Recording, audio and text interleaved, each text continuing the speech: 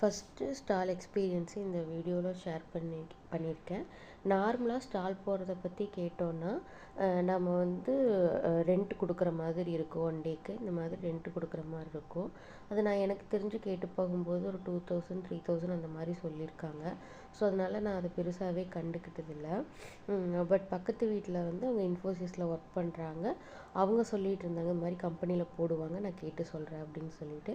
So அவங்க மூலியமாக தான் இந்த ஆப்பர்ச்சுனிட்டி வந்து எனக்கு கிடச்சிது. 1 வீக் பிஃபோராக தான் சொல்லியிருந்தாங்க, கன்ஃபார்ம் பண்ணிக்கிட்டாங்க. பட் எனக்கு என்ன அப்படின்னா, ஸ்டாக் வந்து நான் எல்லாமே ஒவ்வொரு ப்ராடக்ட்டுமே என்னோடய ஓன் டிசைனாக செஞ்சுருக்கிறங்காட்டி ஸ்டாக்ஸ் வந்து அவ்வளோவா இல்லை. பட் என்ன பண்ணுறது அப்படின்னு சொல்லிட்டு ஃபர்ஸ்ட் ஆஃப் ஆல் என்கிட்ட இருக்கிற எல்லா மெட்டீரியல்ஸும் முதல்ல என்னென்ன மெட்டீரியல்ஸ் இருக்குது அப்படின்னு சொல்லிட்டு என்னென்ன அதுலேருந்து என்னென்ன ஐட்டங்கள் பண்ணலாம், இல்லாத என்னென்ன வேணும் அப்படிங்கிறது வந்து ஆன்லைனில் ஒரு இதுக்கு மட்டும் ஆர்டர் போட்டேன். அது 2 டேஸ்லேயே கிடச்சிருச்சு, பாம்பேலேருந்து வந்தது. பட் மற்றது வந்து போய் வாங்குறதுக்கும் டைம் இல்லை. ஸோ ஆன்லைனில் போட்டாலும் ரொம்ப நாள் டெலிவரி காமிச்சது. சரி, ஓகே, வந்த வரைக்கும் போதும், இருக்கிற வரைக்கும் வச்சு டிசைன்ஸ் மேக் பண்ணலாம் அப்படின்னு சொல்லிட்டு மெயினாக கிட்ஸுக்கு நான் வந்து ஃபோக்கஸ் பண்ணினேன்.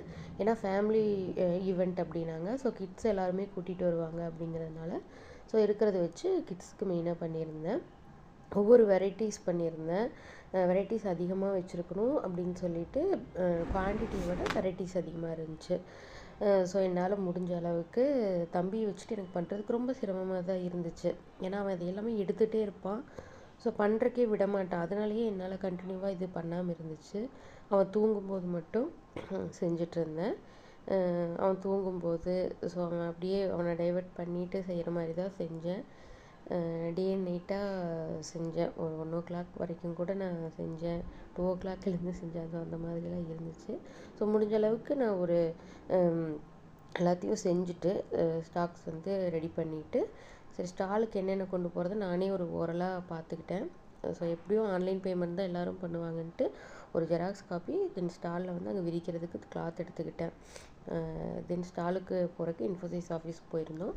ஸோ அங்கே போகும்போது வெண்டாருக்கு தனி கேட் இருக்கும். ஸோ அவங்க வந்து ஐடி கார்டு கொடுத்துட்டாங்க வெண்டாருக்கு. ஹஸ்பண்டும் ஹெல்ப்புக்கு வந்திருந்தாங்க. தம்பியும் கூட்டிகிட்டு போயிருந்தோம். ஸோ சமாளிச்சுட்ட ஒன்றும் குறும்பு பண்ணல.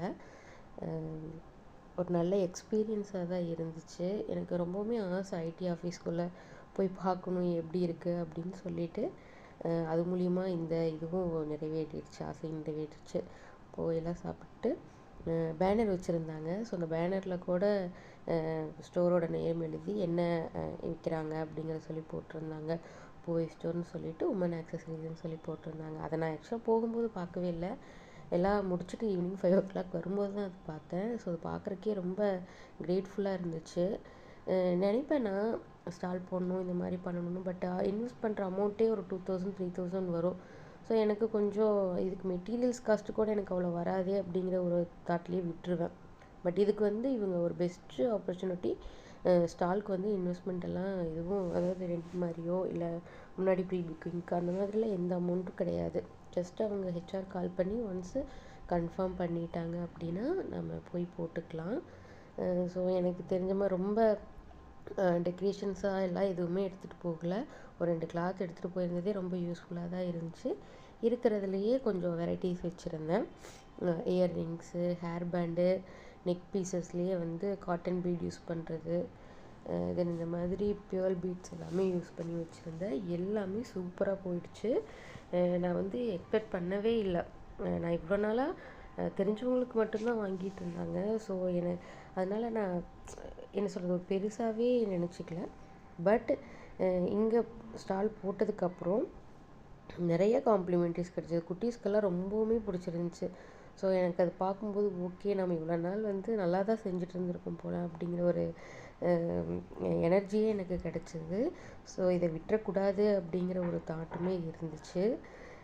ஸோ ஹாரம், ஹேர் பேண்டு, குட்டி குட்டி இயரிங் நான் வந்து ஒரு 20 ருப்பீஸ்லேருந்தே ஸ்டார்டிங் போட்டிருந்த ப்ரைஸஸ் 20, 25, 30 அந்த மாதிரி தான் இயர்ரிங்ஸ் எல்லாமே போட்டிருந்தேன். அந்த மாதிரி நெக்ஸ்ட் வந்து பார்த்திங்கன்னா சுற்றி ரொம்ப பெரிய கடைகள் இல்லை. எல்லாமே ஒரு நல்ல எக்ஸ்பீரியன்ஸாக இருந்துச்சு. நல்லாவே செல்லாச்சு. ஒரு 5 o'clock செல் எல்லாமே முடிச்சுட்டு தென் கிளம்பிட்டோம். கேண்டீனில் வந்து ஸ்நாக்ஸ் சாப்பிட்டு கிளம்பியாச்சு. ஸோ இந்த ஆப்பர்ச்சுனிட்டி வந்து எனக்கு பக்கத்து வீட்டு பொண்ணு ரித்து அவங்க மூலியமாக தான் கிடச்சிது. ரொம்ப தேங்க்ஸ். அண்டு இன்னும் எனக்கு பண்ணணும் அப்படிங்கிற ஒரு மோட்டிவே கொடுத்துச்சு. ஸோ இது முடிஞ்சே ஆஸ் யூஷுவல் ஒரு 2-3 months ஆயிடுச்சு. எனக்கு ஒரு நல்ல எக்ஸ்பீரியன்ஸாக இருந்துச்சு. எல்லாமே பக்கத்து வீட்டு பொண்ணு ரித்து அவங்கனால தான். தேங்க்ஸ் ரித்து. அப்புறம் ஹஸ்பண்டும் ரொம்ப சப்போர்ட் பண்ணாங்க. Thank you friends.